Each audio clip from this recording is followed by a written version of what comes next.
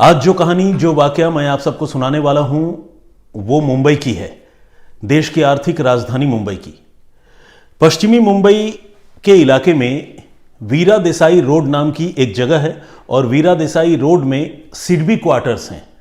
SIDBI basically एक organisation है, government organisation, जिसका फुल फॉर्म है, सिडबी का मतलब है small industries development bank of India.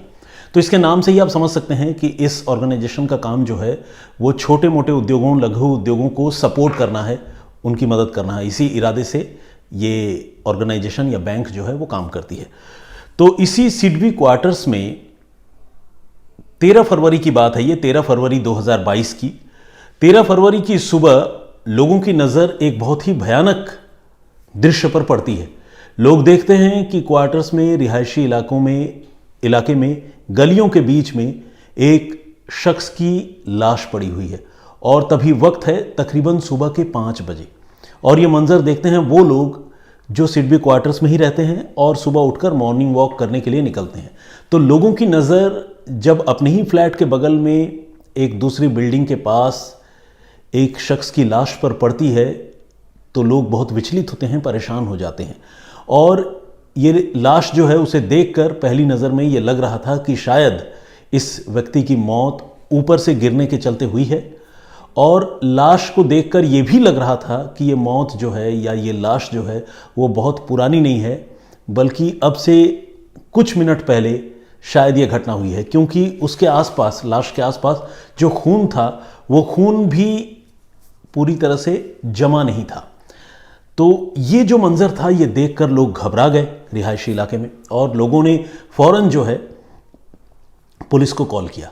और पुलिस को कॉल करने के साथ साथ लोगों ने ये भी जानने की कोशिश की कि भाई जिनकी मौत हुई है वो कौन है। और चूंकि ये उसी मोहल्ले में रहते थे और आसपास के लोग जो वहाँ मॉर्निंग वॉक करते थे वो भी उनके नेबर थे, पड़ोसी थे, तो जल्द ही ये बात पता चल गई कि जिन सज्जन की मौत हुई है उनका नाम है संतन कुमार शेषाद्री और इनकी उम्र थी 54 साल। ये सिडबी में ही असिस्टेंट जनरल मैनेजर के पोस्ट पर काम करते थे। तो ये उनका परिचय था और वो उसी क्वार्टर्स में 7th फ्लोर पर उनका मकान था। लेकिन हैरानी की बात ये थी कि संतन कुमार शेषाद्री की लाश जो है वो उन्हीं के बिल्डिंग के पास ज़मीन पर पड़ी हुई थी, लेकिन उनके घर में कोई हलचल नहीं थी। उनके घर में सारे लोग शायद सो रहे थे या उन्हें इस बात की खबर ही नहीं थी कि संतन कुमार शेषाद्री की लाश नीचे पड़ी हुई है। तो लोगों ने पुलिस को भी इन्फॉर्म किया और उनके घर के दरवाजे पर कई बार दस्तक दी, मगर घर का दरवाज़ा नहीं खुला। इधर पुलिस आ गई और पुलिस ने आने के बाद सबसे पहले मौके का मुआयना किया। पुलिस ने ये देखा कि संतन कुमार शेषाद्री वाकई ऊपर से नीचे गिरे हैं और ऊपर से नीचे गिरने के चलते ही उनकी मौत हुई है। लेकिन जब पुलिस ने उनकी लाश का बड़े ही गौर से मुआयना किया तो पुलिस ने कुछ एक और ऐसे पहलू हैं जिसको नोटिस किया। पुलिस ने ये देखा कि उनके हाथ की नस कटी हुई है, किसी तेज़धार हथियार से उनके हाथ की नस जो है वो काटी गई है। तो ये हाथ की नस काटना आमतौर पर तभी होता है जब कोई इंसान सुसाइड अटेम्प्ट करता है। और दूसरी बात ये कि ऊपर से गिरे हैं तो ये भी एक सुसाइड की तरफ ही इशारा करता है। कहीं ऐसा तो नहीं कि संतन कुमार शेषाद्री जो है वो पहले उन्होंने अपने हाथ की नस काटी और फिर अपने 7वीं मंजिल वाले फ्लैट से नीचे कूद गए। इतना सब कुछ हुआ, घर के लोगों को पता कैसे नहीं चला, ये भी एक बात अजीब सी थी। लेकिन जैसा कि मैंने आपको बताया कि पुलिस ने हाथ की नस कटे होने की तरफ तो पुलिस का ध्यान गया ही, साथ ही एक और चीज़ पर पुलिस का ध्यान गया और वो चीज़ थी संतन कुमार शेषाद्री के ऊपर से नीचे गिरने का तरीका। आमतौर पर जब लोग ऊपर से नीचे कूद जाते हैं यानी खुदकुशी करने की कोशिश करते हैं तो वो अपने जो उनका शरीर का निचला हिस्सा होता है वही ज़मीन से पहले टकराता है, चाहे वो टांगे हों या कूल्हा हो, ये हिस्सा lower part of the body. उसकी वजह यह है कि आदमी जो है जब कूदता है तो वो कम से कम बैलेंस करने की थोड़ी कोशिश करता है। लेकिन इस मामले में थोड़ा उल्टा था। पुलिस ने यह देखा कि संतन कुमार शेषाद्री के बॉडी का ऊपर का जो पार्ट है वो ज़्यादा बुरी तरह से डैमेज हुआ है। और ऐसा डैमेज तभी होता है जब कोई आदमी ऊपर से गिरा दिया जाता है या सिर के बल गिरता है। लेकिन यहाँ सवाल ये भी था कि घर में परिवार के बीच आखिर ऊपर से कोई कैसे गिरा सकता है संतन कुमार शेषाद्री को। फिर उन्होंने अपने हाथ की नस भी काट रखी थी तो ये भी इंडिकेट कर रहा था कि उन्होंने खुदकुशी करने की ही कोशिश की है।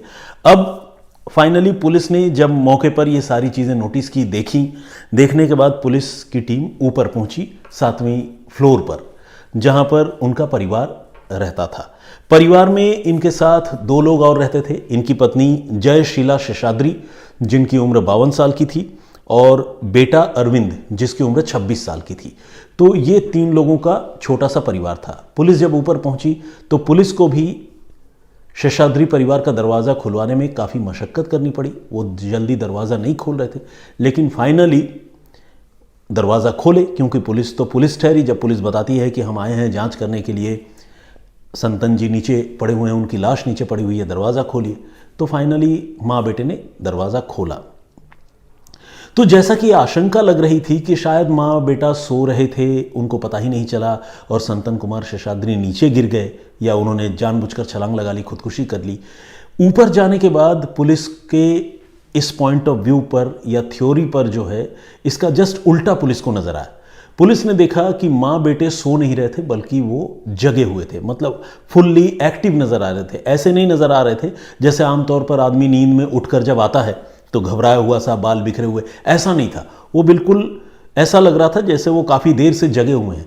पुलिस ने जब घर का मुआयना किया तो उन्होंने देखा कि घर में बहुत सारी चीज़ें जो है वो बिखरी पड़ी हैं और दीवारों पर खून के छींटे हैं। इसके अलावा पुलिस ने जब घर का और गहराई से या बारीकी से मुआयना किया तो पुलिस ने यह भी देखा कि ये जो दोनों माँ बेटे हैं, इनके वो कपड़े जिसमें खून लगा हुआ है, वो कपड़े इन्होंने वॉशिंग मशीन में धुलने के लिए डाल रखे हैं। हालांकि डाले ही हैं, तब तक वो धुलाई वॉशिंग मशीन की चालू नहीं हुई थी। तो जब ये सारी चीज़ें पुलिस ने देखी तो पुलिस को मामला जो पहले ही संदेहास्पद लग रहा था, पुलिस को यकीन हो गया कि ये मामला वैसा नहीं है जैसा लग रहा है, यानी मामला खुदकुशी का नहीं है। अब पुलिस को शक होने लगा कि शायद शेषाद्री की हत्या की गई है और हत्या करने के पीछे उसकी पत्नी और बेटे ही हैं। पुलिस ने अब दोनों से पूछताछ शुरू की। पहले तो दोनों ने कहा कि उन्हें पता नहीं, वो सो रहे थे, वो तो आप जब आए नीचे से शोर मचा तब उनकी नींद खुली और वो अभी उठे हैं। लेकिन जब पुलिस ने उनको कन्फ्रंट किया और उनको बताया कि अगर यही बात है तो ये आपके खून से सने कपड़े वॉशिंग मशीन में कैसे हैं, घर में जगह जगह खून के छींटे दीवारों पर कैसे पड़े हुए हैं, और आपने अगर खून से सने कपड़े आपने धोने के लिए वॉशिंग मशीन में डाल दिए हैं तो उससे पहले तो आपको नीचे जाकर ये देखना चाहिए कि शेषाद्री जी नीचे गिरे हुए हैं, उनको क्या हुआ, हॉस्पिटल ले जाने के बारे में सोचना चाहिए। ऐसा तो कुछ नहीं है। तो जब ये सारी बातें पुलिस ने इन दोनों माँ बेटों से कही और उनको कन्फ्रंट किया, अलग अलग उनसे पूछताछ की, तो ये दोनों कुछ घंटों की पूछताछ के बाद टूट गए और इन दोनों ने यह कबूल कर लिया कि उन्होंने ही संतन शेषाद्री की हत्या की है। और हत्या करने का जो तरीका उन्होंने बताया कि उन्होंने हत्या तब की जब शेषाद्री सो रहे थे और सबसे पहले तो नींद में ही उनके सिर पर माँ और बेटे ने ताबड़तोड़ किसी भारी चीज़ से हमला किया और हमला करने के बाद जब वो बेहोश हो गए तो बेटे ने, जिसका नाम अरविंद है, उसने एक तेज़ धार ब्लेड से जो है पहले उनके हाथों की नस काट दी। और ये नस काटने के पीछे इरादा ये था कि ये मामला सुसाइड का लगे, क्योंकि आमतौर पर मर्डर किसी के हाथ की नस काट कर नहीं की जाती। इंसान गला काट देता है, कई बार कातिलों को हमने देखा है, गोली मार देता है, लेकिन यहाँ हाथ की नस काटी गई थी क्योंकि उससे मामला सुसाइड का लगना चाहिए था। और उसके बाद हाथ की नस काटने के बाद जब इन्होंने रियलाइज़ किया कि घर में बहुत सारा खून बिखर गया तो इन लोगों ने फिर आनन फानन में शेषाद्री, जो तकरीबन मृत प्राय हो चुके थे, तकरीबन उनकी मौत हो ही चुकी थी, उनको ऊपर से नीचे फेंक दिया और फेंकने के बाद पूरे घर की सफाई में लग गए थे। लेकिन जैसा कि मैंने आप सबको बताया कि इधर लाश ऊपर से नीचे गिरी और माँ बेटा घर में अंदर सफाई करने यानी सबूत मिटाने में लगे, तब तक मॉर्निंग वॉक करने वाले लोगों की नज़र शेषाद्री की लाश पर पड़ी और फिर पुलिस आ गई और उसके बाद जो कुछ हुआ उसके आगे आपको सारी बातें पता है। लेकिन अब सबसे बड़ा सवाल ये था कि आखिर माँ बेटे ने मिलकर सिडबी के असिस्टेंट जनरल मैनेजर शेषाद्री की हत्या क्यों की।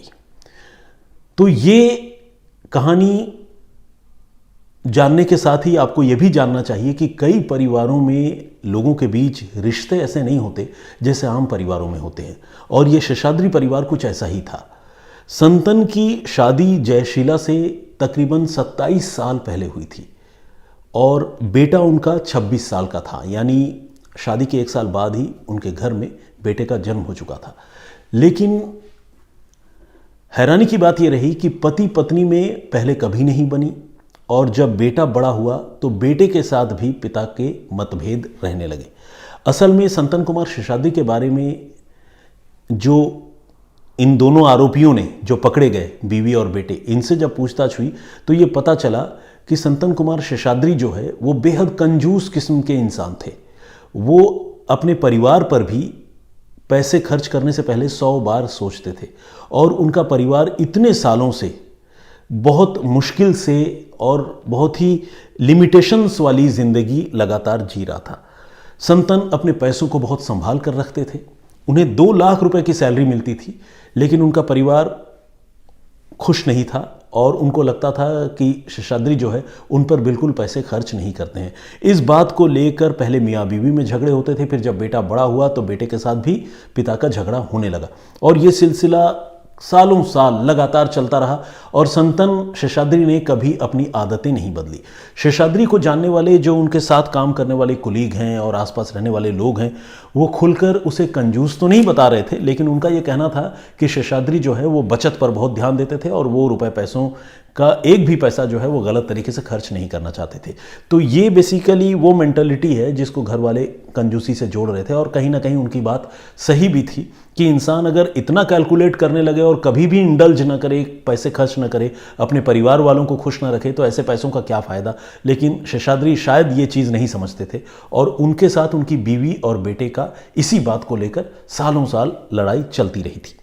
अभी इसी लड़ाई का नतीजा ये था कि शेषाद्री ने अपनी बीवी और बेटे को मेडिकली अनफिट बताकर, साइकोलॉजिकली अनफिट बताकर रिहैबिलिटेशन सेंटर में भी भर्ती करवा दिया था और न सिर्फ भर्ती करवा दिया था बल्कि उनको पागल बताकर, चाहे वो डॉक्टरों से मिलीभगत करके हो या जैसे भी हो, उनको कई महीनों तक बिजली के झटके लगवाए गए माँ बेटे को। और माँ बेटे के मन में ये बड़ी चिढ़ थी, बहुत क्रोध था संतन शेषाद्री के प्रति और वो लगातार घुट घुट कर सालों से ये ज़िंदगी जी रहे थे।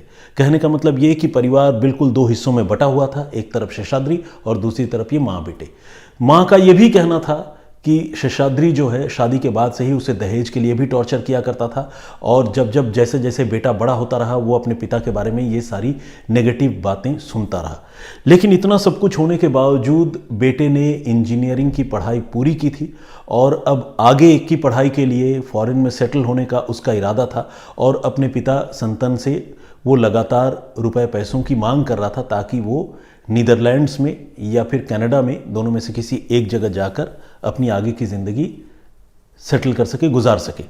लेकिन जैसा कि मैंने आपको बताया, शेषाद्री बिल्कुल पैसे देने के लिए तैयार नहीं थे और इस बात पर 12 फरवरी की रात को, शाम को, रात को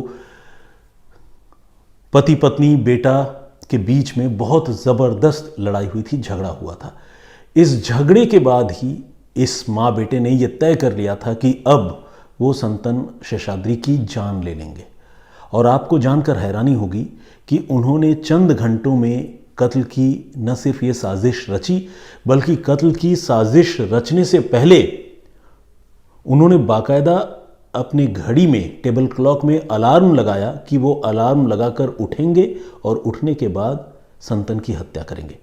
सुबह ठीक 4 बजे जब घड़ी की सुइयों ने अलार्म बजाया, जब घड़ी में अलार्म बजा तो ये माँ बेटे उठे और उठने के बाद सबसे पहले तो अलार्म ऑफ किया ताकि ये संतन उठ ना जाए और फिर इन्होंने सीधे शेषाद्री पर हमला कर दिया और इस तरह से कुछ ही मिनटों में माँ बेटे ने एक सोए हुए इंसान को बहुत जघन्य तरीके से मार दिया और फिर मारने के बाद ऊपर से नीचे फेंक दिया। इन्हें पूरा यकीन था कि ये मामला सुसाइड का ही लगेगा क्योंकि हाथ की नस कटी हुई लोगों को मिलेगी, ऊपर से गिरा हुआ इंसान मिलेगा तो लगेगा कि शायद हाथ की नस काट कर ऊपर से कूद गया हो। लेकिन ऐसा हुआ नहीं। अपनी स्टोरी को एक मजबूत आधार देने के लिए इसके इन दोनों माँ बेटे के पास एक और भी दलील थी, वो ये कि संतन शेषाद्री पहले भी जो है 2005 में और 2011 में 2 बार खुदकुशी की कोशिश कर चुके थे। तो जब ये बातें परिवार के दूसरे लोग जानते थे और माँ बेटे को ये लगता था कि खुदकुशी के बाद, मतलब इनके हत्या करने के बाद, जब दुनिया को हम बताएंगे कि खुदकुशी उन्होंने कर ली और पहले भी वो खुदकुशी कर चुके थे, तो लोग इस बात पर यकीन कर लेंगे। क्योंकि आमतौर पर ऐसा देखा गया है कि जिस इंसान में सुइसाइडल टेंडेंसी होती है वो इंसान कई बार, एक बार खुदकुशी की कोशिश करता है, बच जाता है, 2 बार करता है, बच जाता है, फिर से कोशिश करता है। तो इसलिए ऐसे लोगों की काउंसलिंग भी बहुत ज़्यादा ज़रूरी होती है। तो ऐसे लोग अपने आप में एक तरह के अवसाद की बीमारी से ग्रसित होते हैं। तो इन माँ बेटे को ये लग रहा था कि चूंकि इनका पुराना ट्रैक रिकॉर्ड है, सुइसाइडल टेंडेंसी है, जिसके बारे में घर के लोग जानते हैं, वो पूरी दुनिया को ये बताएंगे कि संतन ऊपर से मतलब खुदकुशी करने के इरादे से कूद गए थे, तो लोग उस पर यकीन कर लेंगे। लेकिन जितनी तेज़ी से पुलिस वहाँ पर पहुँची मुंबई की, जितनी तेज़ी से उन्होंने दरवाजे पर दस्तक दी और उसके बाद घर में मौजूद माँ और बेटे को दरवाज़ा खोलना पड़ा, उससे खुदकुशी का जो फर्जी खुदकुशी है उसका राज खुल गया, कत्ल की सच्चाई सामने आ गई। और उसी रोज़ 13 फरवरी की सुबह चंद घंटों के अंदर पुलिस ने संतन शेषाद्री की बीवी जयशीला शेषाद्री और बेटे अरविंद को गिरफ्तार कर लिया। और इसी के साथ पुलिस ने इस open and shut murder case का पटाक्षेप किया। लेकिन ओपन एंड शट होने के बावजूद ये केस अपने आप में काफ़ी कॉम्प्लिकेटेड था। लेकिन क्योंकि पहले तो ये मामला खुदकुशी का लग रहा था, बहुत सारी ऐसी चीज़ें थी जो इशारा कर रही थी कि शायद संतन शेषाद्री ने खुदकुशी की है, लेकिन कई ऐसे सबूत पुलिस को मिले। पुलिस ने बहुत प्रोफेशनल तरीके से मामले को इन्वेस्टिगेट किया। लोगों की भी दाद देनी होगी जिन्होंने फ़ौरन पुलिस को खबर दी, और फाइनली कुछ ही घंटों के अंदर सच्चाई सामने आ गया कि यह केस खुदकुशी का नहीं बल्कि मर्डर का था। तो ये है आज की कहानी जो मैंने आप सबको बताई। इस